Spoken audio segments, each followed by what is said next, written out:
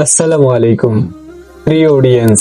সফলতা অর্জনের জন্য সর্বপ্রথম আমাদের মানসিক পরিবর্তন আনতে হবে। মনে রাখবেন, আপনার চিন্তা ভাবনা আপনাকে গড়ে তোলে। সফলতার প্রথম পদক্ষেপ হলো ইতিবাচক চিন্তা। যখন আপনি ইতিবাচক চিন্তা করবেন, তখন সফলতার একটি দিক খুঁজে পাবেন এবং সফলতার পথে আসা চ্যালেঞ্জগুলোকে আপনি গ্রহণ করতে পারেন। আপনার মনোভাব হলো আপনার চেতনার আয়না। এছাড়া লক্ষ্য নির্ধারণ করুন এবং স্মার্ট পদ্ধতিতে আপনার লক্ষ্যগুলো স্থির করুন। পথে অগ্রসর হতে সাহায্য করবে। অধ্যবসায় হলো সফলতার চাবিকাঠি। মনে রাখবেন, সফলতা রাতারাতি আসে না। এটি আপনার কঠোর পরিশ্রম ও অধ্যবসায়ের ফল। নতুন কিছু শেখা এবং সমালোচনা গ্রহণ করা আপনাকে গঠন করবে। গুরুত্বপূর্ণ কথা হলো, আপনি কখনো হাল ছাড়বেন না। প্রতিটি ব্যর্থতা